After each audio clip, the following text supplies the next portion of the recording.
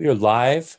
This is the February 28th meeting of the Node.js modules team.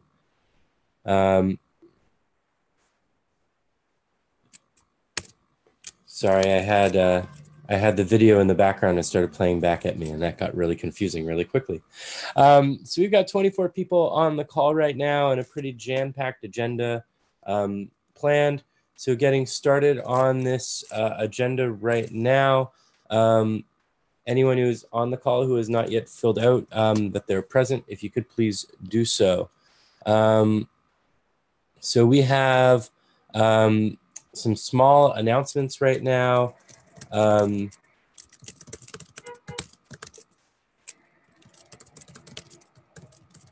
So we have the ability in the UI, if you click the participants tab and you're able to see all the participants, you have the ability to raise your hand.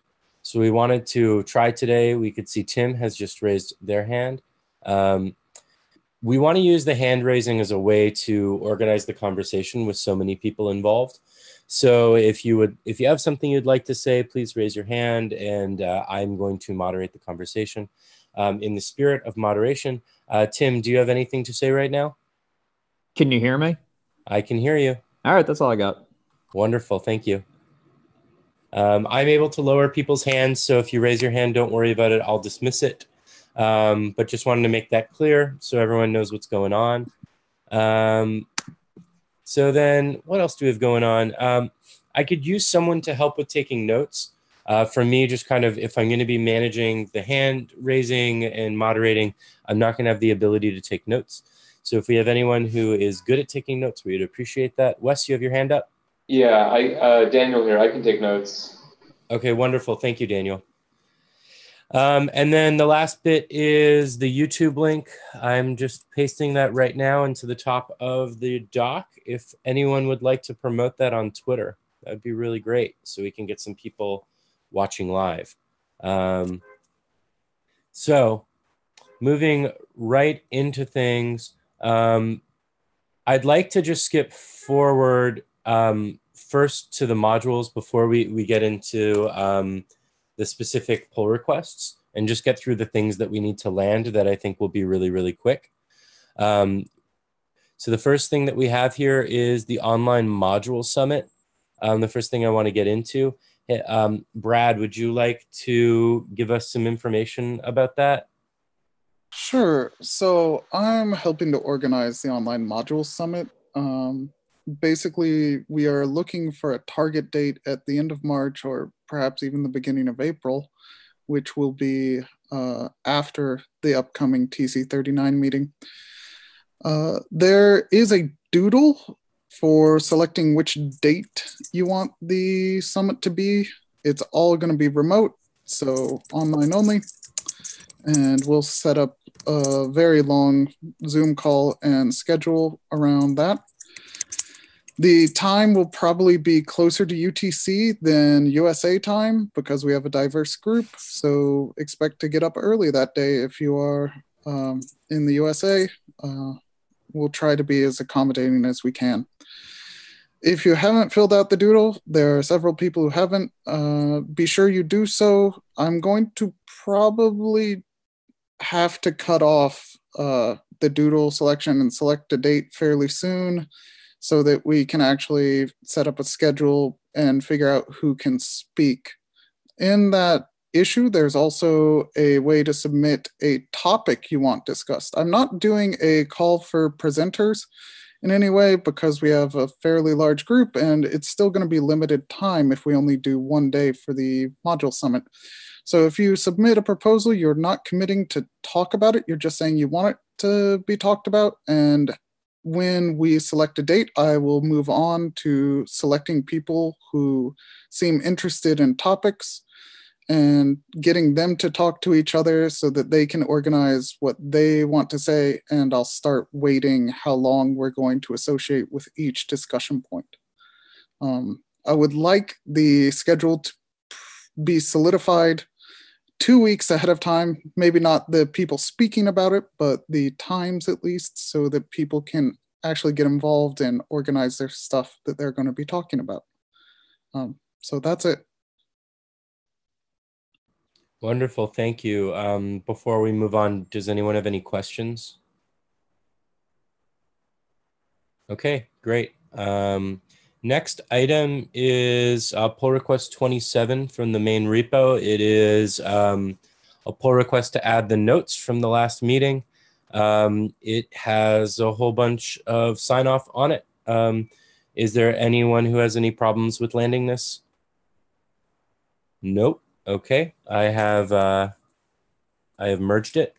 The next one that we have up is number 29. That explicitly moves the code of conduct out of the governance document and into its own standalone document. It explicitly points at the Node.js code of conduct as well as moderation policy, which are found inside of the admin repo. This also has a handful of sign-off. Does anyone object to doing this? Okay, with no objections, we'll move forward and merge that. The next one that we have up is document quorum required to merge PRs. I believe that this pull request was opened by Brad and that there is an outstanding block from James Snell right now, who I do not see on the call. Brad, would you like to talk about this? Sure. So last meeting we discussed that we are going to seek quorum during meetings in order to merge PRs, which is what we're doing currently. James has some disagreement on this because he feels that we shouldn't need to wait for a meeting in order to merge PRs. We actually have a fairly small distance between each meeting, so I think it's okay, especially in the beginning, and I think that's what we agreed upon in the last meeting to have, where we always agree in a meeting for quorum to land a PR. This PR did add an exception for editorial changes. Any semantic changes or goal changes would need to go through the full meeting cycle.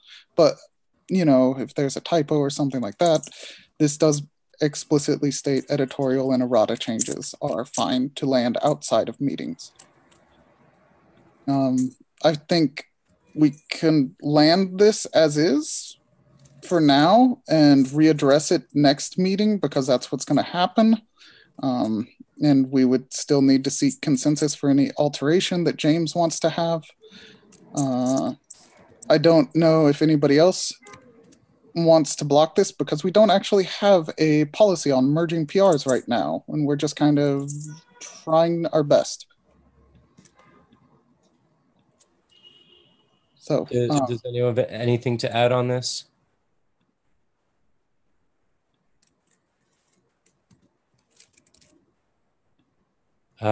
Jeremiah, sorry. I'd like to make a motion to land it. I'm going to just let Siege talk before we move forward with that motion. CJ? Unmute me. It seems premature to talk about landing any code PRs until we know what we're building and why. So this was explicitly about landing any PRs in the modules repo, not necessarily being about code. Got it. All right. That's clear. That seems good. And I think if I'm correct, and Brad can speak to this, that it was explicit in the PR that this has nothing to do with code inside of the Node.js repo. Correct. This explicitly calls out this is only for Node.js/modules. This is not for Node.js/node. That sounds completely reasonable then. Okay. Matteo? If you're speaking, Matteo, you're muted right now. Yes, I was speaking. Sorry. I just want to say that James can't be here. I just pinged him.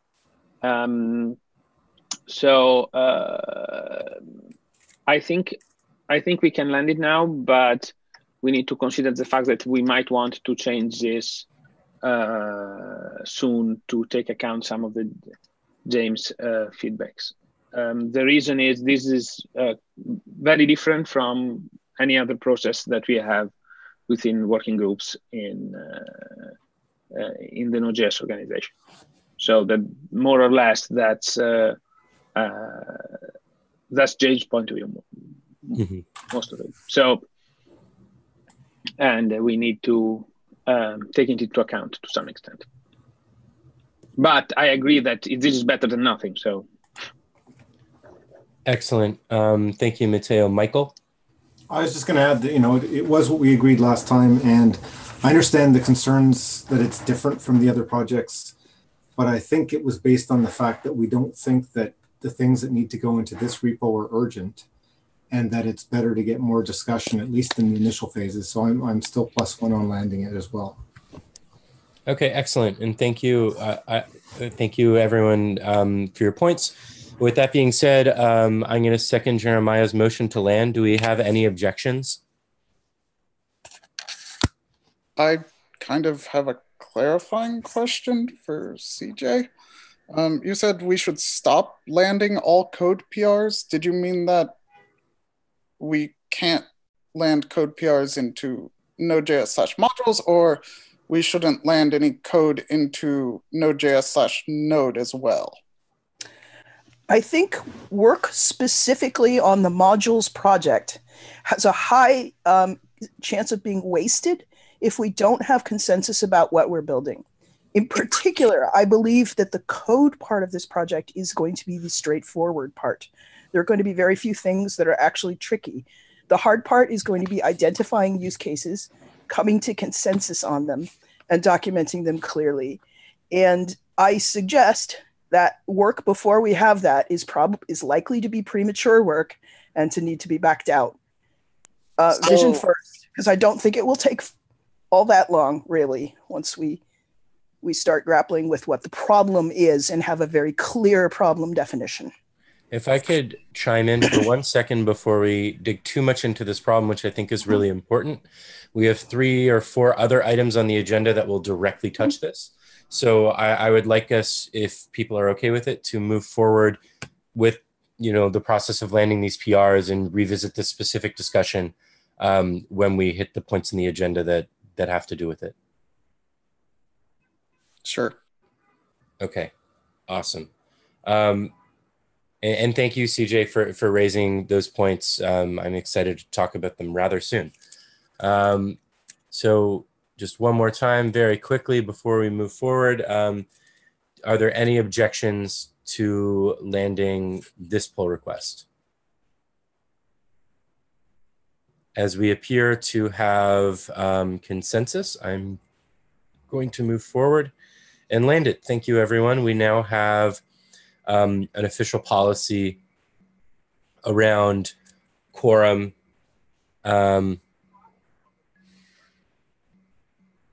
I do see, Michael, you had just made a comment about forgot to push. I'm not sure what that means, but since I have just landed this, perhaps this needs to be followed up with an errata correction. Thankfully, that is covered by this pull request, so we shouldn't have to wait for the next meeting.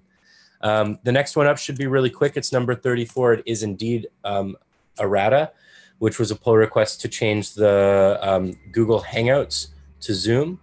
Are there any concerns with us landing this? I will take the silence as the ability to land it. We have landed it. So now that we are there, up next on the agenda, we have an issue and a pull request that are paired together. The first is an issue about governance and membership requirements, and the second is a pull request to use the NCU team sync command in Node Core Utils to update our README to represent the current state of the organization. So for a quick update on context, at the end of the last meeting, we had reached quorum and reached consensus that individuals who had not participated or filled out a doodle of availability would be moved to observer status to help us avoid problems around seeking consensus. Following that, I opened the pull request. It seemed that some individuals felt afterwards, and they were not part of this conversation, that this was not in the spirit of the Node Foundation, and that it was pre-optimizing, moving people to an observer status. And a request was made that we annul that decision and keep everyone who had signed up originally as full members and not to move people to observers. As it is right now in the organization, there is a modules team, and there is a modules collaborators team, which is a sub-team of that, and a modules observers team. And the README has been sent a pull request to update.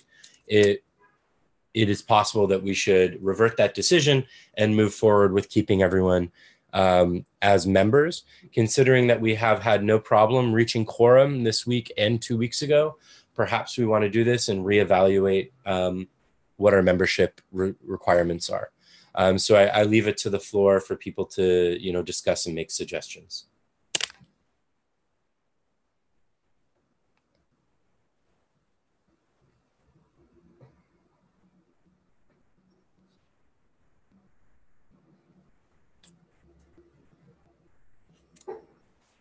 If anyone would like to raise their hand to say something, that would be helpful. Wes. What percentage is quorum, out of curiosity? I believe that we defined it as one more person than 50%. So you're saying if I leave the room, we don't have quorum? We have 41 people. Okay, we've got 25 people here today. Okay. And so 26, assuming with you two. So we've got 5 more than quorum. All right, cool. Earlier we only had 21, and I'm like, make quorum. Barely. Mm-hmm. And that was genuinely one of the concerns with keeping the group so large, was that if it becomes hard to reach quorum, and we have, for example, our pull requests require quorum to land, one meeting without quorum could block pull requests for a month. Now, with that being said, we haven't reached that, so perhaps it was premature. So perhaps what would maybe make this conversation move a little bit faster, considering that we have things set up right now, do people object to landing this pull request as it currently exists? And does anyone who is on the call who has moved to an observer status have an issue with having been moved to an observer status? Or alternatively, does anyone who is not an observer have a problem with other members of the group being moved? Hi, Miles. It's Jordan. Hi, Jordan. So I missed the last meeting because I was on a vacation that had been planned long before this working group existed, and I almost missed this one because I didn't have childcare today, and so I had a music class with the baby. I am luckily able to rearrange things so I can come to this one. But while I very much think that it's important to ensure that people with the ability to advance or block things have been continuously participating, and I also recognize the value in avoiding a stagnant member list, which has happened, in other parts of the org, perhaps. But at the same time, I'm a little concerned that kind of the anxiety it may create if something unavoidably prevents someone from attending a meeting.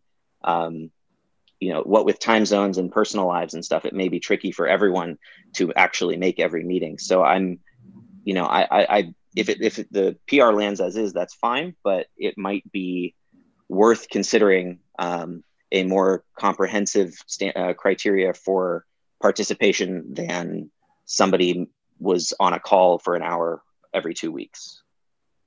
And to clarify that, and then Brad, you'll be up next.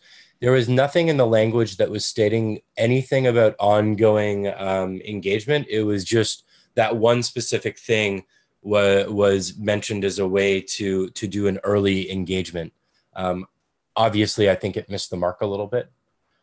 Bradley? Oh, I'm muted. So in our quorum PR, we actually did have a timeline mandated for how quickly we can merge PRs. So maybe that addresses your concerns. I would go reread it. If it doesn't address your concerns about the timeline and missing a meeting and things landing, I think a follow-on PR could probably amend that, but that will require quorum. Okay. So I think that we kind of have two options of things that we can do right now. One option is either we can decide to not enforce the decision of the last meeting and keep all members who originally signed up as collaborators and not move people to observers. Alternatively, I would like to propose language where anyone who is an observer simply needs to ask to be moved back to a collaborator, and they can do so by submitting a pull request. And that will be discussed in the next meeting. And as long as we have consensus to re-add that person, that it's done without any problems. Does anyone have any thoughts on either of those proposals? Jan? Okay, not forgetting to unmute. I definitely think that the current list of observers was generated in a unfortunate fashion. Like I was on that Node diagnostics workshop, working group meeting, like many others, and it was really hard to keep track of the module stuff that was going on. Basically, everything was happening during that time. So there's definitely a group of Node collaborators that just did have little chance to actually correctly act on the doodle and on the first meeting.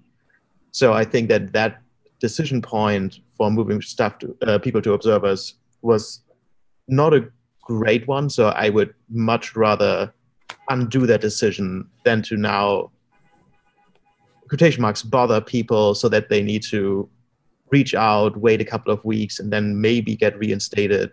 It seems like a weird process. To me, it feels better to either choose a different standard for the observer move or to just delay moving anybody to observer. Okay, thank you very much. Ben? Yeah, I think there is some usefulness in not having to rely on people who are not attending meetings in the voting.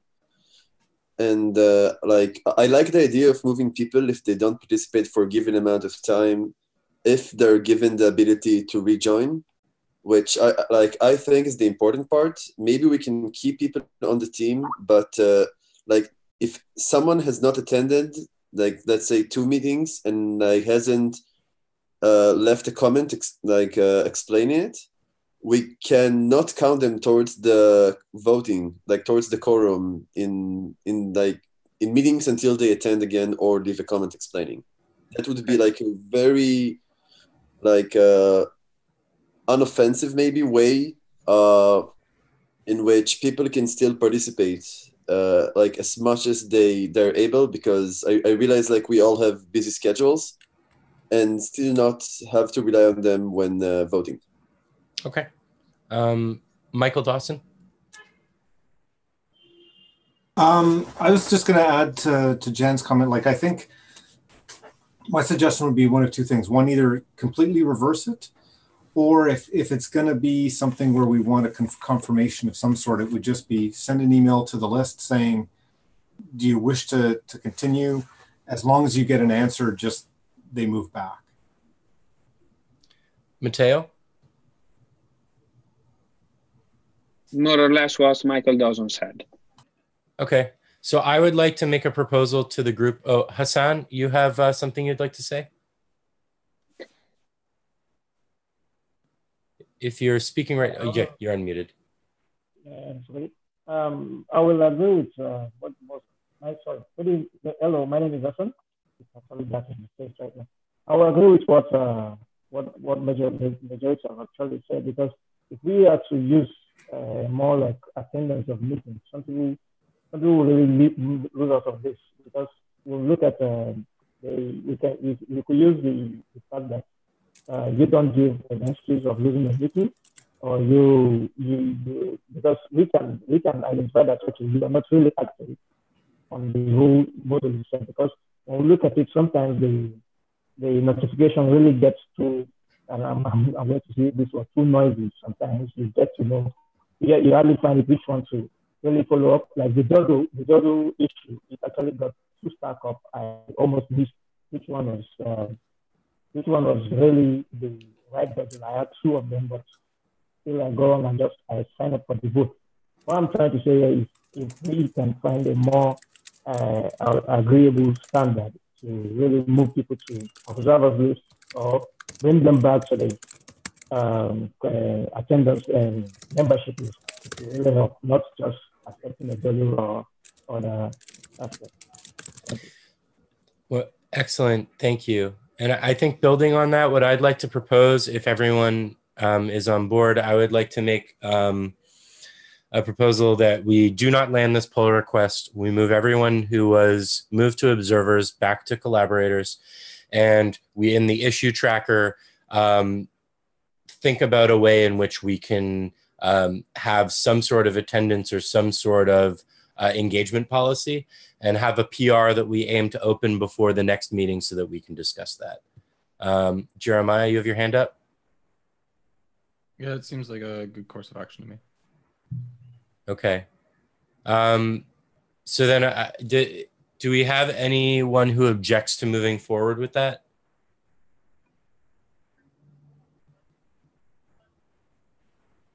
Excellent. So with no Matt, you've raised your hand? Yeah, I just have a question about what that means for getting quorum and voting on that PR in the next meeting. I think what that means regarding quorum is that we have the same, like, since that PR had not landed yet officially, we counted all of the members for quorum today. Quorum for future meetings will involve all 41 members. So quorum would be 21 people for future meetings. If we find ourselves in a position where that is a problem, then we can escalate when we get there, is my personal thought.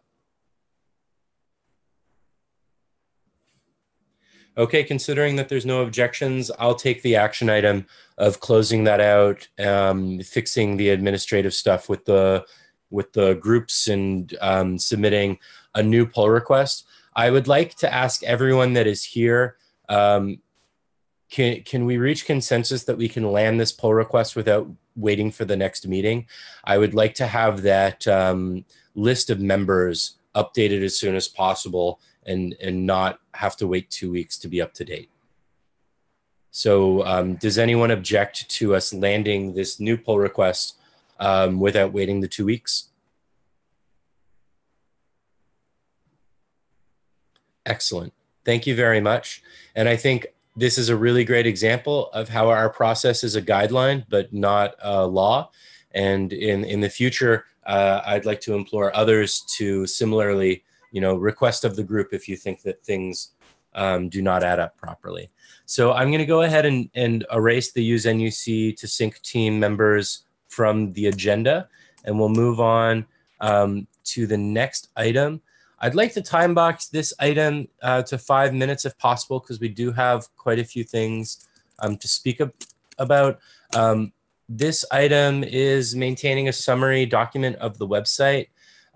This was started by Gil, who I'm not sure is on, or Gus, who is on the call. Gus, would you like to introduce this to the group?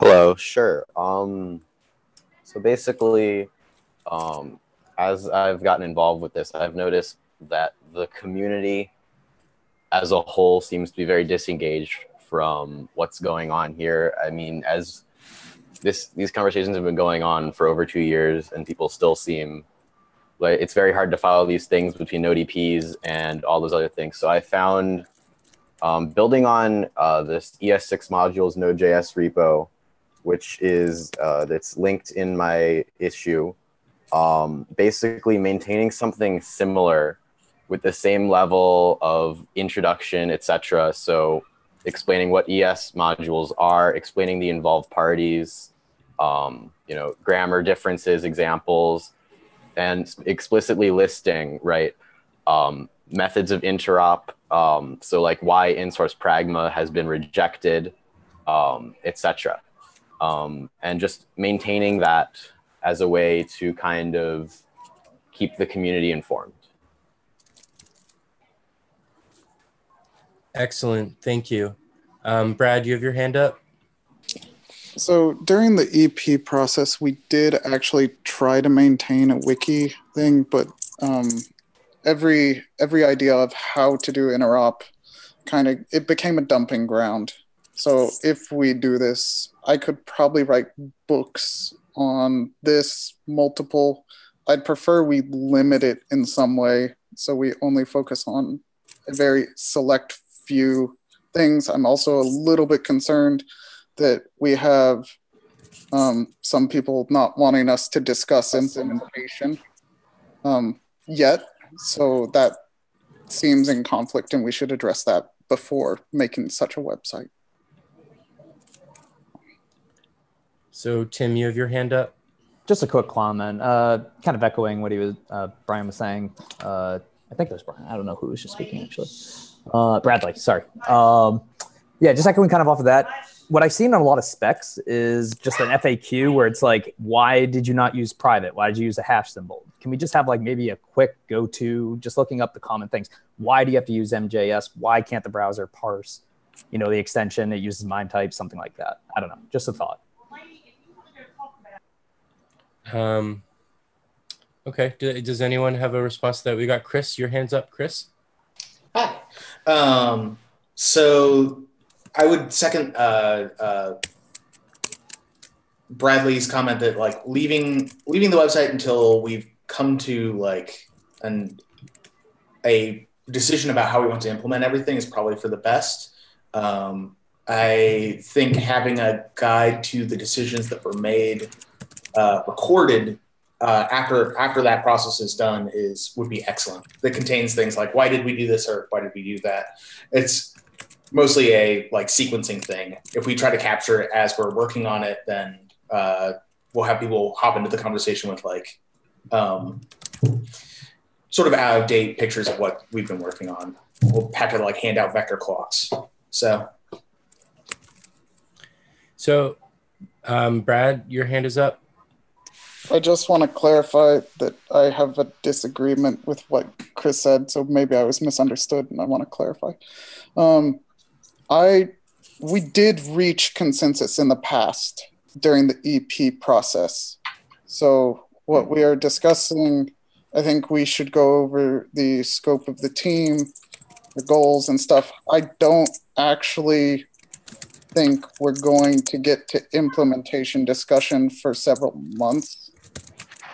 Because I'm going to want to go over everything before then. So we're still on the months before I even want to try to make such a website.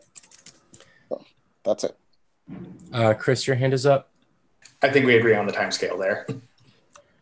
So one thing that I do want to add really quickly, and then Chris or Brad or Gus, you may have thoughts.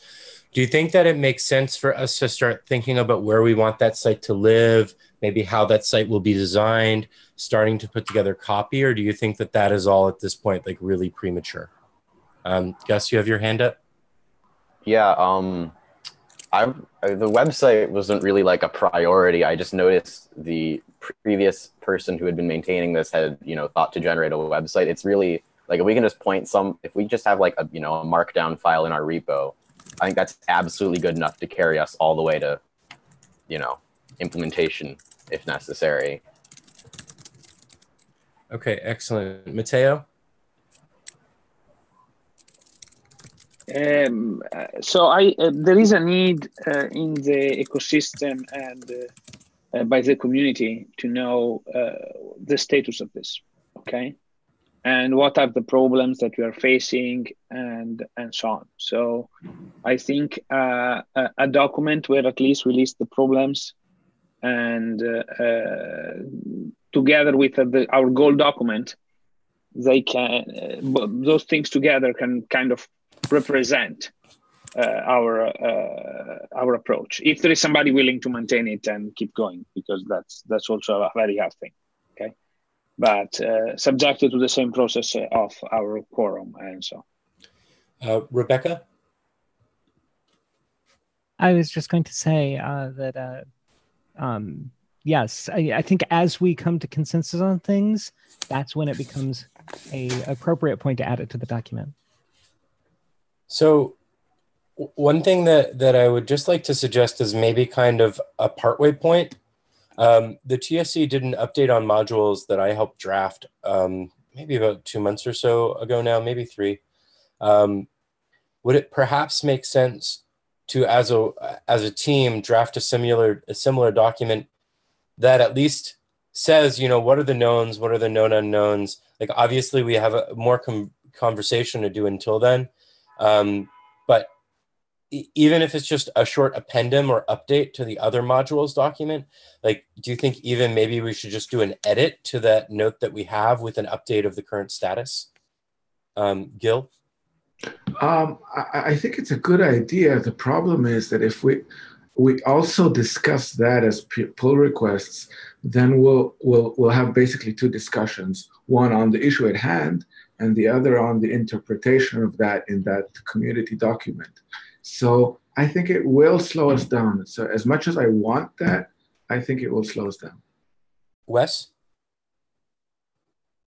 Yeah, I just wanted to state that, like, stating what is and what isn't is almost less important than the rationale for why what is and what isn't, because that's where the stumbling point is when we have discussions and when new people come into those discussions. And so including that in such a document is very important, in my opinion. Okay. Jeremiah has his hand up, and then I think I want to move on to the next topic after this. Jeremiah? Yeah, sort of what Wes said. So I think it might be okay for us to like do an addendum to what the TSC put out as a first step, and basically point to, okay, we have a working group that's discussing these things. We have this goals document and the, I don't know, like high level objectives, whatever we're calling it. That stuff might be good to put out there in that fashion, I think. Okay. So based on that, I think we should kick this back to the repo, and maybe if we have something actionable to propose, we can bring it up at the next meeting. Does anyone see a reason to not move on to the next item? Okay. So the next 3 items are all kind of, part of the same thing. The first is, what is the scope of the team? The second is like what our guiding design principles are. And then the third is a pull request that was open for our initial goals. There's been a lot of conversation around that. I would like to scope this conversation to 10 minutes, as we do have a pull request on core for ESM mode flag that's really important for us to get to in this meeting. So seeing as CJ, you were discussing this earlier, would you have an interest in kicking this conversation off? Absolutely. I apologize in advance for my voice, which is quite bad today. I suggest a little bit of a reset of the goals process. I see in the goals document a lot of assumptions about implementation. And I think we are, as a group of engineers, falling far too quickly into implementation discussion, which is very tempting and a very delicious trap for us all. I would like us as a group to back up a little bit and take a more user-centric approach. I would like us to talk about the use cases that we wish to support for Node users using modules to do things. This might start with a simple listing of the use cases the CommonJS supports that we wish to continue supporting with ESM, and then a list of use cases in interop that we think our users are likely to encounter. This focuses us on the problem we're actually solving, which is how Node users are going to use ESM to get work done with Node to write JavaScript programs. And this implementation I found when I did this exercise with one set of answers, which don't have to be the answers this group reaches, but the implementation falls out fairly straightforwardly once we have user focus. And I would like the goals document to start with that. I think that will be a revealing discussion that will focus us quite well. I will stop croaking at you now. Matteo, you have your hand up. Yeah, I completely agree with CJ with one big note, and which to some extent will create some friction in that process. There is a spec. As much as my personal opinion on the spec, if it's whatever, that doesn't matter. We have a spec, okay? So the spec gives us a little bit of leeway on how we implement things, okay? But a lot of things, a lot of the behaviors are dictated by the spec, okay? So that is, if we start with that approach from the user-centric point of view, we will end up with Babel modules, as far as I am concerned. Okay, if we listen to users and what they want right now and what they will create less friction. Okay, I'm just noting because it's there is I'm okay with the approach, but with this big if that the spec document should be respected. Okay, so that's my 2 cents. Next up, we have Brad. Okay, I'm going to keep these very brief and I'm not going to go into detail on them because we have a lot of hands up. So I just want to bring a few discussion points that when we talk about user-centric goals, I do want those to be the case. In our goals document, we should remove anything that is implementation specific that we cannot isolate to a use case. So I agree, we should add use cases. We should remove any goals that are absolutely only about implementation details and do not map to a use case. I would like also to kind of discuss that when we are talking about user-centric things, I don't want to talk purely about how CommonJS works. I want to talk about how web browsers work because we're trying to work in a system where people are using this module system in multiple ecosystems. We cannot mandate any action by web browsers in this working group, but I want to even table the fact that we might have user-centric cases where we intentionally are not as compatible with CommonJS for a different future that is more compatible with how the web works when we discuss those use cases. That's it. Thank you, Brad. Jordan? Yeah, I wanted to, in response to CJ's comment, I think everything she said was great and it's very useful. This has been touched on a few times in this call. It'll be great to be able to have a comprehensive resource, either now or eventually, to point people to explain why things are the way they are. And use cases is probably the best way to, I think, to explain that. And also to inform our implementation. The one thing I wanted to comment on was she said the word reset. Use cases have been motivating like years of module discussions already. So I would I would see it more as a review. It's great. We should definitely enumerate them and make sure we haven't forgotten any. But there's plenty of use cases that the current, like use cases is what drove the current state of things. And so as long as we can review those as well, then I think we'll end up in a very good place. Okay, excellent. Thank you. CJ? I think if you have a link to Node's current modules use cases, Node's use cases, not the browser's use cases, I would be absolutely delighted to read that. I have not managed to find such a thing. I note, however, that the spec is a living document, and many people here are part of TC39 and part of the specification process. The spec absolutely has to shape how we implement and what we end up doing. If in the unlikely event we come up to a place where the spec is incompatible with allowing Node users to write server-side JavaScript programs, we should take that to TC39 and be prepared to talk about how the spec as a living document is not meeting Node's use cases.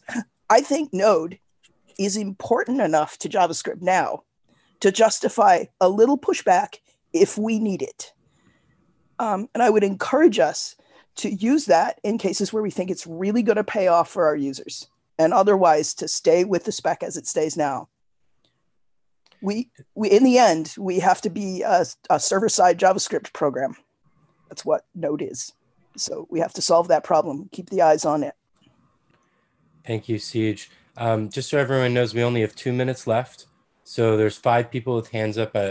If you could go quickly, or I'd appreciate that. Jan is next. Yeah, super quick. I think kind of echoing what other people have said, but I really would like us to not necessarily focus on how to enable CommonJS simulation, and more like if we think about use cases, they should be more common than people do something with CommonJS today. Let's replicate that. Okay, Justin. Yeah, hi. So I'm kind of here coming from the web point of view, and I just wanted to basically echo what CJ just said, that you know, a lot of us in the Chrome and other browsers, I think, are trying to think about how to make modules more usable and ergonomic on the web than they are now. And I think, you know, hopefully one of the goals here is to generate feedback towards that process, like as we develop proposals to expand module support on the web. So I wouldn't necessarily phrase it as pushback, but that, like, I hope we can create, you know, a feedback cycle between Node and the web standards to make it better on both sides. That's all. Wonderful. Thank you very much. And last up is Jeremiah. Yeah, I'm going to disagree slightly. So I think, I mean, I really want to still push for making sure there's at least ways, they don't need to be the same ways or anything, that we can, you know, enable use cases that's already existed in the past, and also that we still prioritize interop. Okay, excellent. I'm going to move on from this topic. We somehow managed to take something that was definitely tough and squeeze it into 10 minutes. So congratulations, everyone, on that. That was great. Guy, you're still with us, right? Yeah, I'm here. Wonderful. So if we, whoever's taking notes, you're going to need to scroll up quite a bit. But Guy has a pull request that he wanted to discuss around ESM mode flag. It's open right now and ready for review. Guy, if you could try to keep this to around 5 or so minutes. We also have one for Lynn around importing WASM modules that I'd love to get to before we wrap up. Sure. So I'm just posting a link to a Google presentation. Basically, I've been working on this PR, trying to get towards a place where we can have a flag-based interop for modules. And this has kind of come out of a number of wrong pods that have proven that they, you know, from the various proposals, this is what has kind of been etched out as sort of what's left, if that makes sense. We already have users today using CommonJS, importing CommonJS from ES modules. So the question is, how do we allow them to do that? And I was just hoping to get some basic feedback on this. It's really a request for comments, because on that PR, there hasn't been a lot of negativity. So I'm really looking to hear what people's thoughts are and potential criticisms as well. Jordan, you have your hand up. Did you have something to add right now? Not to interrupt. I just wanted to be first on the queue when Guy's finished. Okay, perfect. Sorry for interrupting, Guy.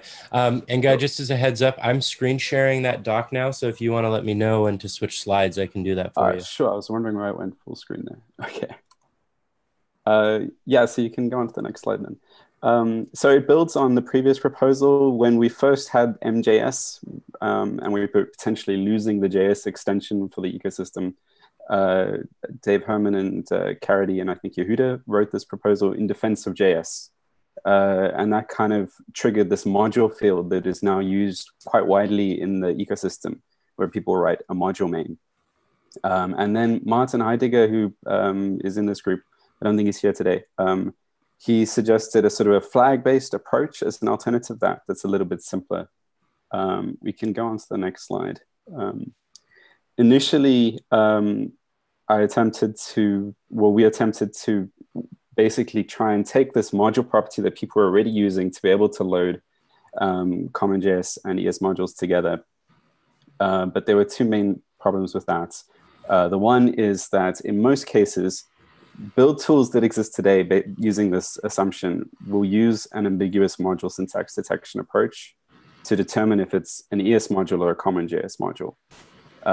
So if we use the module property as a sort of a flag as well, there's confusions about what you're loading. And then there's also, sorry, I don't really have enough time to go through all the details on these points in 5 minutes, to be honest. Maybe people can read those details in it with a little bit more time. So basically, the idea is to simplify it even further and just have a mode ESM flag. So this way you can tell if a JS file is an ES module or a common JS module. So we can skip across the next slide. And the basic principle of it is, so when loading any JavaScript module, we check the package.json. And if the package.json has a mode set to ESM, we treat it as an ES module. And if it doesn't have that mode ESM property, then we treat it as a common JS module that we're loading from that package.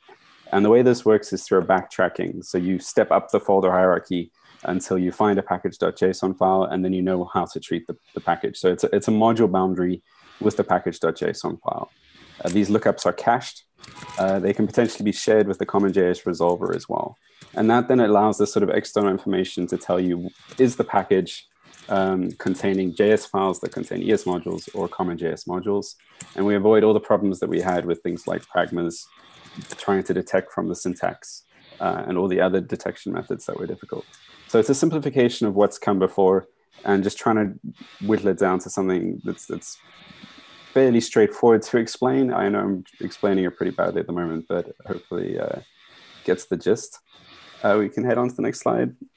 So it re-enables JS. It's an approach to allow us to keep JS for that can easily be distinguished between JS files that are ES modules and JS files that are common JS modules. In theory, it's relatively simple to explain. You say to someone, if you have a package, if your JS files are ES modules, add a mode ESM flag. If your JS files are common JS, you don't. And it can allow a non-breaking change in the upgrade path, so that packages that want to update from common JS to ES modules, consumers of those packages don't need to change the way that they use those packages if they're already importing it as a common JS module. So they're importing with import syntax common JS, and then the package updates to ES modules.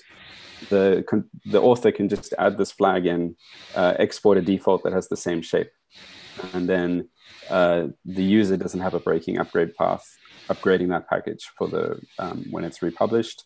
There is also a dual mode that can be supported, which is kind of sketched out there as well, using MJS. So this doesn't replace MJS, it works alongside MJS, which is already there. And then we can skip ahead to the last one, I think, or the second last.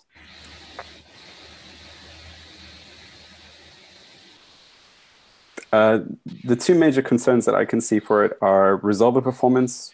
Is it a problem doing all these package.json lookups? We already do package.json lookups when looking up the main for a resolution. So per package loaded, we're looking at maybe 1 to 2 extra FS stat calls.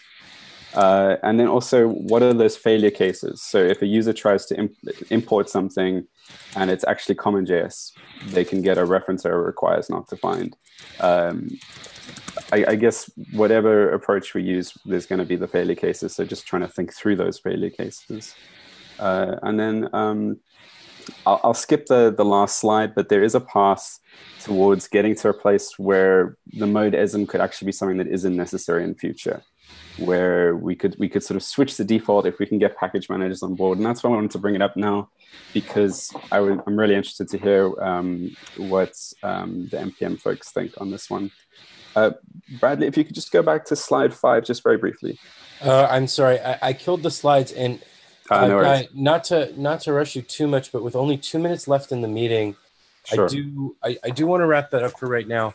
So you Can I just make one summary argument? Or yes. Right. So one of the important things about this is that build tools already work this way. People already import common JS from ES modules. So by codifying a way that they already do this and making it possible in a way that Node can do while working with the spec, I think that's going to help the ecosystem in terms of making build tooling continue to work the way it does, instead of making new problems for build tooling potentially. So it's trying to make the smallest modification to the existing ecosystem to allow them to do what they're already doing. So we have a bunch of hands up, and I can help run over, but one of the reasons why this was brought up is that there is an open pull request that's getting reviewed by core. And currently, we do not have any process by which things are being stopped or blocked or not moving on core right now. And as our team is not chartered, we don't really have oversight in doing that. Now, out of respect to each other, we can choose whether or not we want to land things. But we wanted to make sure that people were aware of the work that's going on core right now. So to the floor, to anyone who has their hand up right now that's specifically about the implementation of this, I would like to ask you to bring those questions to the pull request rather than bringing them up in this meeting. And what I would like to discuss right now in our last minute is, how do we want to handle the process of pull requests that are moving forward on core right now, and how do we as a working group align with that? Jordan, you have your hand up. Yeah, so the implementation part, I've already commented on the PR. The overall arching comment I want to make is that I don't want us to proceed too rapidly, or I would like to not see us proceed too rapidly in a way that assumes that there's only two module systems, CJS and ESM, considering that there's WASM modules coming in the future and possibly HTML modules and other kinds. So it would be great if we were cautious about having too small a view of the future when we ship things. Okay, thank you. Rebecca? My concern is, yes. So my concern around this discussion is that I think it's good that we bring up things that are happening in core. We should probably, as a group, be discouraging more changes to modules in core. I think, since the whole point of this working group is to rework that, possibly. Having continuing work there seems like at least it needs to be communicated to the people who are providing work there, that if they're not having the discussions here, that they may end up overridden in the future, and it becomes wasted work, and that would feel very, very bad if you're that contributor. Okay, perfect. Thank you, Rebecca. Brad? I want to make the counter argument that I've spent more than 4 actual years trying to work on this. So I think there is something to be said about stopping work that might be wasted, but at more than 4 years mark already, I expect things to take a very long time, and I expect there to be wasted work, and we get rewards for wasted work. We get to see the actual problems of use cases that aren't satisfied that we thought would be. And we also get to see, there's an implementation problem. We spent multiple years already on the EP process, and I've said this in various issues on the modules working group. I would like to prevent, if possible, stopping work on modules. I think some people want this to be a restart. I understand that viewpoint, but I disagree with it. So. Okay. Thank you, Brad. Gil? Yeah, I'll be brief. I want to second Brad and Guy. I want to move forward. And for me, that pull request is a bridge between the JS world and the MJS world. So I would want to move forward with that with knowing that we might roll it back. Okay. And Chris? Hi. Probably shouldn't say hi every time. So I'd like to make a distinction here. While I think we would like to see, some of us would like to see maybe a reset of goals, and make sure that we're going through and fulfilling our user goals here. I don't think that means that we don't want concrete implementations. I think it's important to write this code and to have a working example of it so that we can sort of model what it's like to use. I think the thing that I object to is merging it into Node, because that kind of signals that like this is what we were planning to do. I wholly encourage implementing these things and having builds available for people to play with in advance of a decision being made, because that'll help inform the decision. Okay, Brad? I think we can bring that up to Node itself when we charter or something, but for now I completely disagree because we did have consensus in the past, at least. So I'm kind of torn about it, but I don't know. I don't want that reset, which is exactly what it sounds like people are wanting to do by making all the previous things that have been discussed moved out of core, moved back to the starting point. What we have in core already is something that people sometimes disagree with, even within this group. So if we want to do that, we should actually rip ESM out of core, I think, which seems okay. So one thing I want to just add really quickly, we've run over by 5 minutes. I want to just suggest, I think what we've gotten to the heart of here is a conflict, and a conflict for this group to make sure that everyone in here is, feeling like what they're working on is going to be figured out, that Node is not going to move ahead ignoring what this group is doing, but people who are doing work who don't want to feel like, I'll rephrase it, we have a lot of opposing viewpoints and all of them are completely valid. I don't think we're going to solve this in the next 5 minutes. I'm going to open an issue specifically to discuss how we can, as a group, come to a place that we're comfortable with. And, this is going to be a somewhat uncomfortable conversation. But I think that we need to come up with ground rules that we as a group feel comfortable with. And then for what it's worth, that's also something the project is going to have to agree to as well. Because as it is, we're just a team right now, we're not chartered.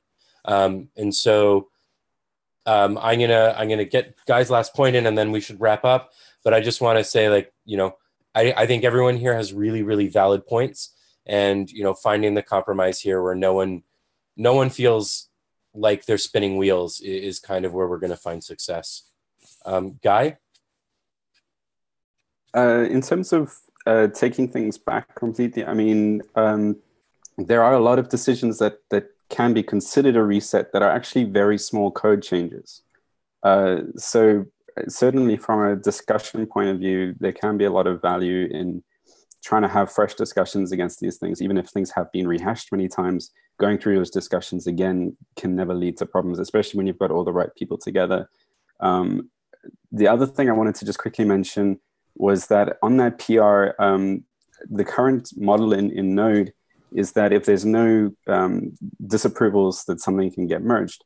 And I haven't had any really critical feedback of this approach. And that's why I wanted to bring it to this group, because by seeking that feedback from the wider group here that has such differing opinions, I was hoping that we could start a larger feedback process about it. And I'm not going ahead with merging it at all. So just to be clear about that this is something that's sitting there. I know it's sort of in a controversial area, but it's sitting there until we find the right consensus, whatever that might be. Matteo, you'll be the last person, and then I'm going to wrap the meeting up. So I just want to say that it's very important that whenever a PR in core against DSM is raised, we should tag the team, okay, and have a chance to everybody to know that that's going on, because watching core is impossible. Okay, tell somebody on the TSC. Okay, it's completely impossible. You can't keep up. There is too much activity. So I don't know, somebody does, but they're superheroes. So it's very important that the team is tagged, so people can actually complain, okay, or say no, should be discussed in a meeting or something. For sure, the PR, I presume the PR will not be landed, and the feedback will be valued, even if the person that's not making it is not a collaborator. Okay, awesome, Matteo. And Rebecca, to your comment that you have in the chat, what I'm probably going to propose in the issue that I open is that perhaps we have a feature freeze in the meantime while this group is figuring out what's going on, and we could discuss that in the issue and the implementation of this, because finding the balance here is really important. So we are 10 minutes over. I cannot be as proud of running a tight ship this meeting, but we got through a lot. Thank you everyone for your time. It's really appreciated. I look forward to talking with you all again in 2 weeks.